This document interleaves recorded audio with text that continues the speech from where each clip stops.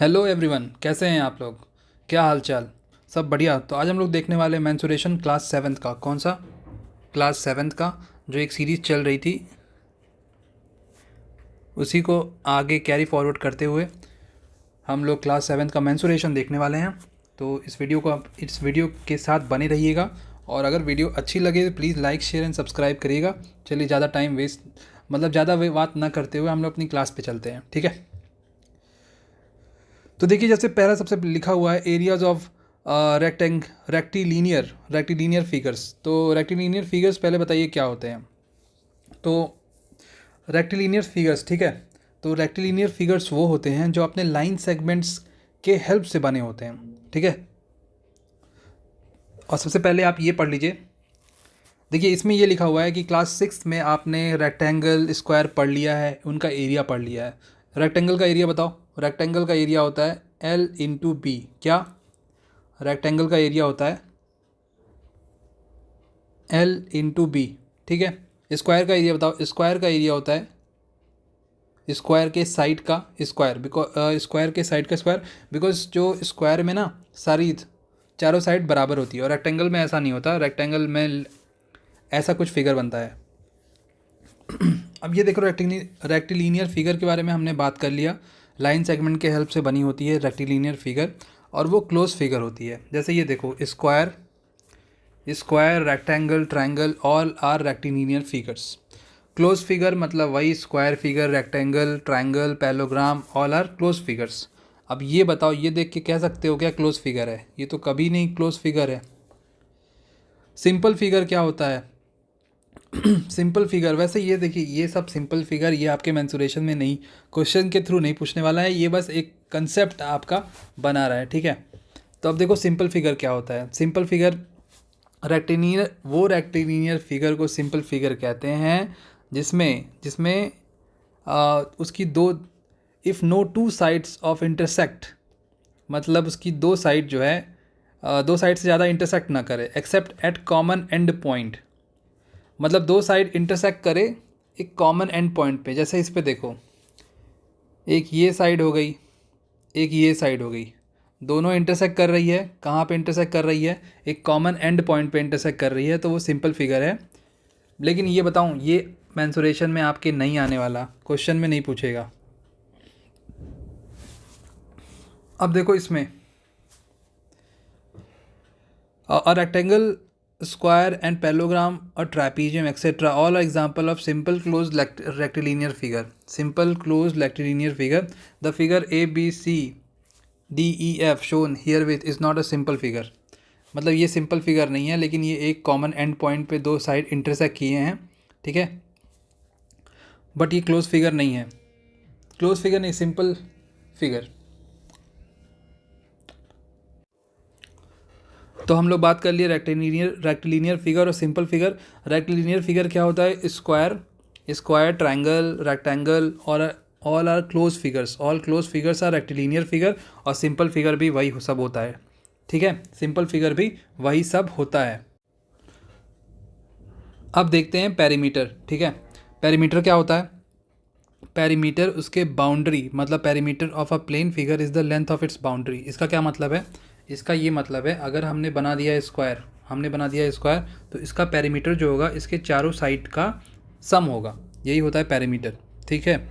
और यूनिट देख लो, unit of perimeter जो होता है वो मीटर में होता है, सेंटीमीटर में, एक्सेट्रा, मतलब और भी अभी होते हैं। और region enclose by plane figure. तो जो प्लेन फिगर होता है, प्लेन फिगर, ये जो रीज़न इनक्लोज करेगा, मतलब इसके अंदर का जो रीज़न होगा, इसके अंदर वाला, ये क्या होगा? ये होगा इंटीरियर। ये इसका अंदर का इंटीरियर होगा, और ये आप जो बाहर होगा वो होगा उसका एक्सटीरियर, ठीक है। एरिया कैसे मेज़र करते हैं? एरिया वो मतलब measurement of region enclose by plane figure. जो प्लेन फिगर है, वो रीज़न जो इनक्लोज किया है, उसका एरिया वही होता है एरिया, ठीक है। मतलब ये एक रीज़न हो गया, इसने क्या किया, अंदर क्या किया होगा, अंदर अपना कुछ एरिया इनक्लोज किया होगा, तो वही, उसी को तो कहते हैं, उसी के मेज़रमेंट को कहते हैं एरिया। उसी के मेज़रमेंट को क्या कहते हैं? मेज़रमेंट को कहते हैं एरिया।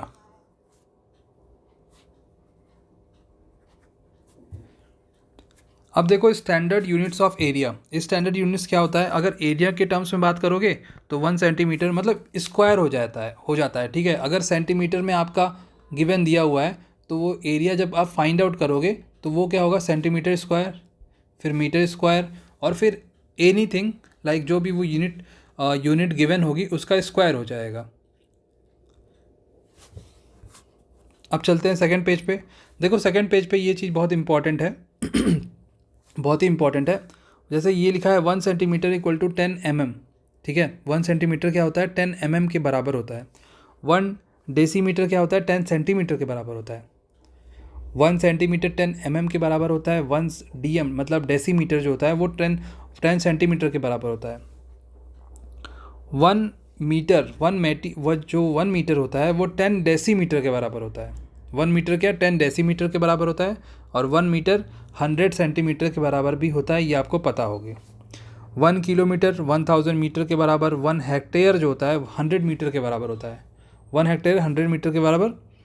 और 1 डेकामीटर जो होता है 10 मीटर के बराबर होता है। तो ये आपको कहीं पे लिखना पड़ेगा, अपने पेज मतलब कॉपी के पेज पे लिखना पड़ेगा और उसको अपने सामने कहीं पे पेस्ट करना पड़ेगा, बिकॉज आपको इसको बार बार क्रैम करना है। रिकॉल करने के लिए आपको अपने कहीं ऐसी जगह पेस्ट करना पड़ेगा जहाँ पे आपका ध्यान जाएगा, ठीक है।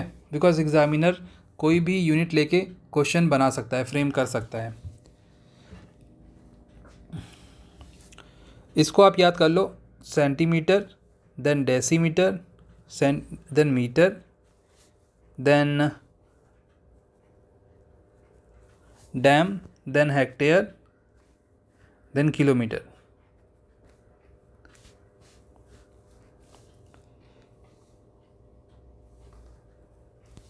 ऐसे आप करके याद करो, आप याद कर लोगे, ठीक है। जैसे 1 किलोमीटर 1000 मीटर के बराबर पता है। 1 हेक्टेयर, अगर 1 हेक्टेयर की बात करो तो ये 100 मीटर के बराबर। फिर 1 डैम मतलब डेकामीटर की बात करो तो ये होगा आपका 10 मीटर के बराबर। 1 मीटर जो होता है वो होता है 100 सेंटीमीटर के बराबर। फिर 1 डेसीमीटर जो होता है वो 10 सेंटीमीटर के बराबर होता है। और 1 सेंटीमीटर जो होता है वो 10 mm के बराबर होता है, ठीक है। ये देखो फॉर्मूला है कुछ। पहले तो एरिया ऑफ रेक्टेंगल का फॉर्मूला, ये रेक्टेंगल है, सबको दिख रहा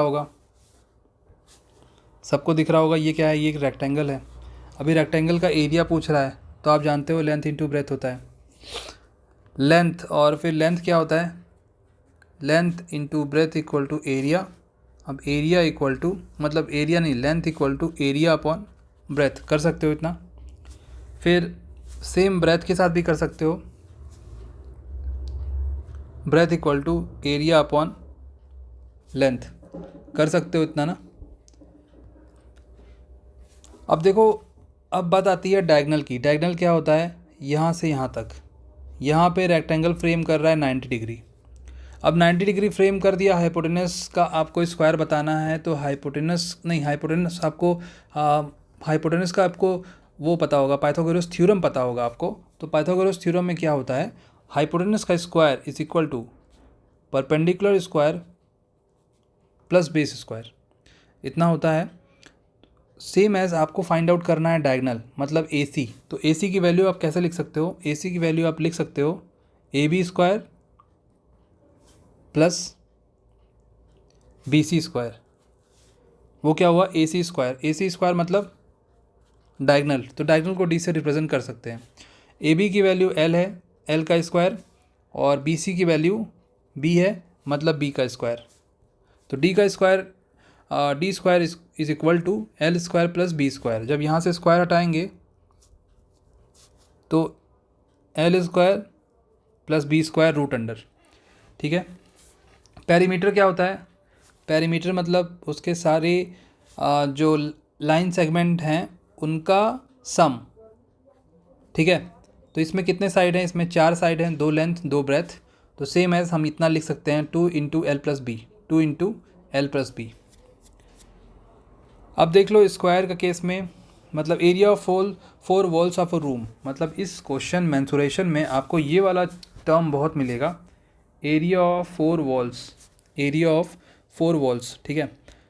तो इसमें क्यों मिलेगा एरिया ऑफ 4 वॉल्स, बिकॉज इस मेंसुरेशन में ना ये ज़रूर पूछता है आपसे, ये ज़रूर आपसे वो मतलब फाइंड आउट करने की कोशिश करेगा कि आपको पेंट करना है, वाइट वॉश करना है अपने घर में, तो आप कैसे करोगे, 4 वॉल्स पे ही करोगे ना। और घरों में तो विंडो भी होती है, घरों में डोर भी होती है, डोर और विंडो पे तो करोगे नहीं। तो सेम एज आपको ये याद रखना है, रिफ्रेम, ठीक है, ये आपको रिकॉल करते रहना है। डायगनल देखो, अच्छा ये बताओ सबसे इम्पोर्टेंट क्वेश्चन, जो डायगनल होता है ऑफ अ रूम, जो डायगनल होता है ऑफ अ रूम, अगर फॉर एग्जांपल आप रूम का एग्जांपल लेते हो, एक रूम बना दिया आपने, ठीक है, एक रूम बना दिया। अब कोई आपसे पूछे कि ये बताओ रूम में सबसे बड़ी लाइन कौन सी होगी, क्या वो लेंथ होगी, क्या वो ब्रेथ होगी, या फिर वो हाइट होगी, तो आपको बोलना है डायगनल जो होगा, डायगनल का लेंथ वो सबसे लंबा एक आपका लाइन सेगमेंट होगा, ठीक है। ये लाइन जो होगी डायगनल, वो सबसे लंबी लाइन होगी आपके रूम की। लेंथ सबसे बड़ा नहीं होगा, ब्रेथ सबसे बड़ा नहीं होगा, हाइट नहीं होगा। डायगनल ऑफ अ रूम जो होगा, डायगनल फाइंड आउट करना है आपको और कहना है ये सबसे लंबी लाइन है इस रूम की, जिसका फॉर्मूला क्या होता है, L square plus B square plus H square root under. और एरिया ऑफ 4 वॉल्स का फॉर्मूला क्या होता है, एरिया ऑफ 4 वॉल्स का फॉर्मूला होता है 2 into L plus B into H, 2 into L plus B into H. अब देखो हम लोग बात करने वाले हैं एरिया ऑफ स्क्वायर के बारे में। तो एरिया ऑफ स्क्वायर क्या होता है, एरिया ऑफ स्क्वायर होता है ए स्क्वायर। फिर side of square, side of square क्या होता है, साइड एरिया आप जानते हो स्क्वायर का क्या होता है, ए स्क्वायर। ए स्क्वायर मतलब ए मतलब साइड, ये है एरिया। अब ए की जब वैल्यू आपको फाइंड आउट करनी है तो रूट ए भी तो कह सकते हो। डायगोनल ऑफ स्क्वायर क्या होता है, रूट ए। रूट ए कैसे हो गया, देखो ये है हमारा स्क्वायर, ये ए एज्यूम कर लिया हमने, ये ए एज्यूम कर लिया, ये डायगोनल हो गया, यहाँ पे 90 डिग्री हो गया। अब देखो ए स्क्वायर प्लस डायगोनल की जो वैल्यू है, आप सपोज करो ए बी है, तो ए बी का स्क्वायर क्या होगा, ए बी स्क्वायर होगा ए स्क्वायर प्लस ए स्क्वायर रूट अंडर, ये क्या हुआ 2a मतलब रूट अंडर 2a। अब जब आप स्क्वायर हटाओगे तो आप इतना नहीं कह सकते A B equal to root 2a, कह सकते हो। तो यही डायगोनल ऑफ स्क्वायर है। एरिया ऑफ स्क्वायर क्या होगा, देखो एरिया क्या होता है स्क्वायर का, एरिया स्क्वायर का क्या होता है, एरिया स्क्वायर का एरिया होता है साइड स्क्वायर, क्या होता है, साइड स्क्वायर, साइड स्क्वायर होता है। सेम एज एक और होता है area of square half d1 into D two. d1 d2 क्या है, डायगोनल ऑफ स्क्वायर्स, क्या है, डायगोनल ऑफ स्क्वायर्स जो हैं वो भी half d1 into D to, ये भी होता है क्या, area of square. Perimeter of square क्या होता है 4a। 4a किस बेसिस पे हम कह रहे हैं 4a, बिकॉज क्या होती है ना, स्क्वायर में जो चारों साइडें हैं वो तो बराबर होती है, चारों साइड बराबर, तो 4 का उसमें मल्टीप्लाई कर दो, या फिर 4 को अलग अलग से आप ऐड करो, या फिर 4 का मल्टीप्लाई कर दो। तो ये है पेरीमीटर ऑफ स्क्वायर। तो ये बात हो गई इस पेज की। अब चलते हैं नेक्स्ट पेज में। तो नेक्स्ट पेज में देखो अपने पास, एक minute,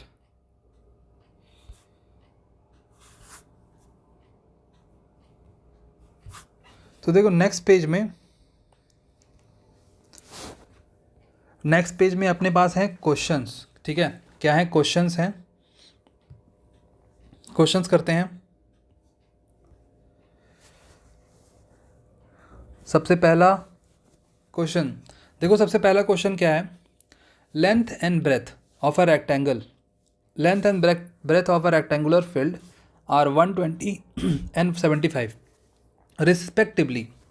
Find the area of the field and the cost of turfing at 15 per meter square. पहले क्या करना है आपको, एक रेक्टेंगल फील्ड दिया है जिसमें आपको उसका एरिया लेंथ दिया हुआ है, लेंथ क्या है 120, ब्रेथ क्या है 75, ये सब गिवन है। उसके बाद उसका आपको एरिया बताना है। तो एरिया के लिए क्या करना है आपको, एरिया के लिए लेंथ इंटू ब्रेथ कर देना है। तो लेंथ इंटू ब्रेथ जब आप करोगे तो 120 इंटू 75 इतना आपको करना पड़ेगा। आपका आंसर आ जाएगा 9000 मीटर स्क्वायर, क्योंकि जो ये टर्म्स है मीटर में है तो 9000 मीटर स्क्वायर। उसके बाद यहाँ पे देखो लिखा है cost of turfing. Cost of turfing मतलब जैसे वाइट वॉशिंग होता है तो सेम एज आप उसको यही कह सकते हो। तो जो कॉस्ट ऑफ टर्फिंग है ये 15 पर मीटर स्क्वायर से है। हर मीटर स्क्वायर पे 15 रुपये लगेगा। पूरे रेक्टेंगल फील्ड का एरिया कितना है 9000 और 15 रुपये पर मीटर स्क्वायर पे लगेगा। तो टोटल कॉस्ट कैसे निकालोगे, टोटल कॉस्ट के लिए 9000 से 15 को मल्टीप्लाई कर दो तो आपका टोटल आंसर जो आएगा वो आएगा 59 या 135, मतलब 1,35,000। कितना, 1,35,000। अब देखो इसमें एक चीज़ और पूछ रहा है, वो क्या है, वो ये है कि the perimeter of the field and cost of fencing. Fencing आप जानते हो, साइड साइड में तार लगाने को बोलते हैं फेंसिंग। पेरीमीटर ऑफ फील्ड बताओ क्या होगा। पेरीमीटर ऑफ फील्ड होगा, रेक्टेंगल का पेरीमीटर बताओ। रेक्टेंगल का पेरीमीटर होता है 2 इंटू एल प्लस बी होता है। एल क्या है, एल है 120 प्लस 75, ये हम निकाल रहे हैं पेरीमीटर। अब ये बताओ ऐड करने पे कितना आया, ऐड करने पे आपका आया 5,5,9,195। तो जब इसको मल्टीप्लाई करोगे 100 का डबल 200 और 90 का डबल हो गया आपका 180 और 5 का डबल मतलब ये आपका आ गया 390। कितना, 390। अब देखो 390 अब कॉस्ट ऑफ फेंसिंग, तो जो कॉस्ट ऑफ फेंसिंग रहेगा ना वो उसको आपको मल्टीप्लाई करना है पेरीमीटर से, क्योंकि ये पर मीटर में बात हो रही है और ये भी मीटर में आया है। अब कॉस्ट ऑफ फेंसिंग को हम लिख देते हैं CF 390 इंटू कितना 40, ये 2 0 आ गया। उसके बाद 9 4 जा 36, 3 4 3 जा 12, 15,600। कितना, 15,600। तो हमारा आंसर जो है वो बिल्कुल 101% करेक्ट है। अब चलेंगे नेक्स्ट क्वेश्चन पे।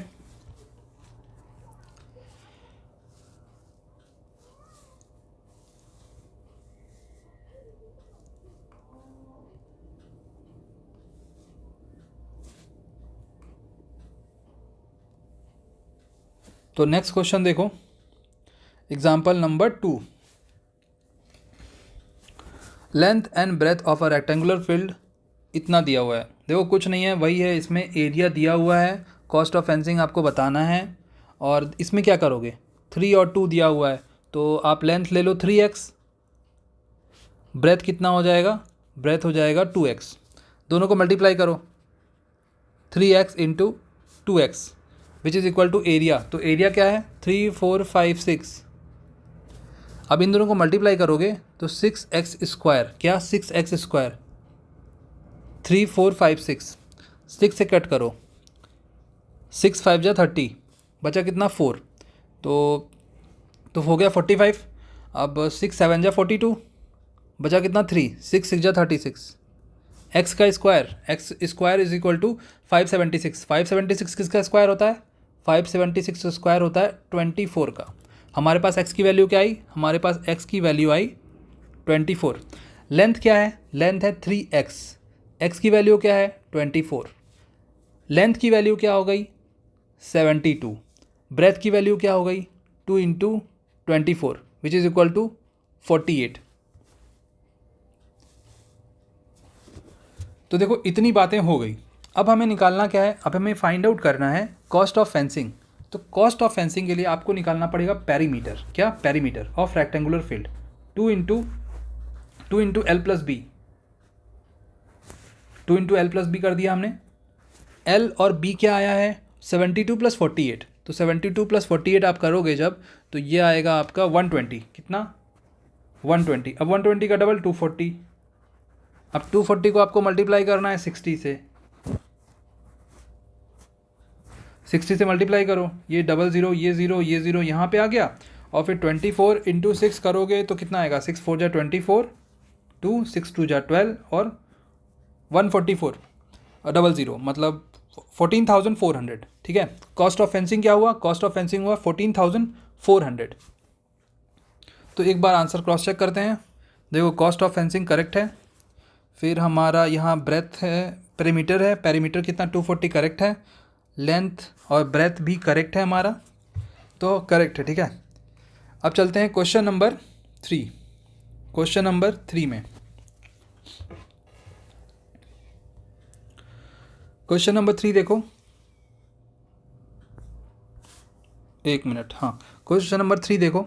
एक रेक्टेंगुलर फील्ड है हमारे पास, एक साइड गिवन है कितनी 35 और अदर डायगोनल जो है वो गिवन है हमारे पास 37।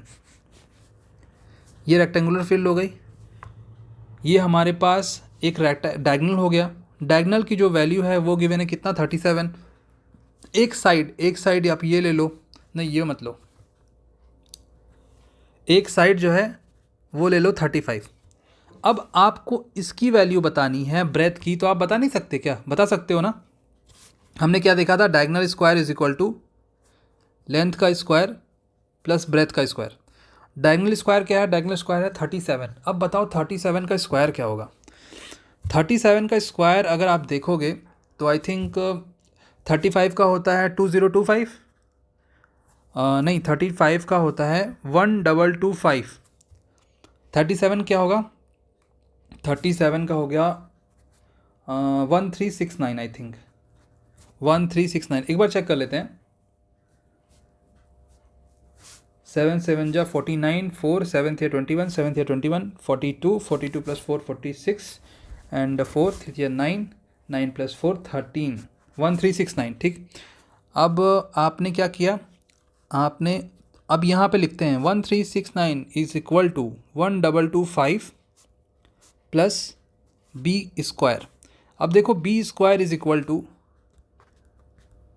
1369 माइनस 1225। अब B square is equal to 1369 minus 1225। अब बताओ यहाँ पे कितना आएगा, तो आपका आएगा 4 एंड 6 माइनस 2 2, नहीं 6 माइनस 2 4 होगा ना, 6 माइनस 2 4 एंड 3 माइनस 2 1, तो B square is equal to 144। अब बताओ 144 किसका स्क्वायर होता है, 144 होता है 12 का स्क्वायर। कितना, किसका 12। तो यहाँ जो ब्रेथ की वैल्यू आ गई वो आपकी आ गई 12।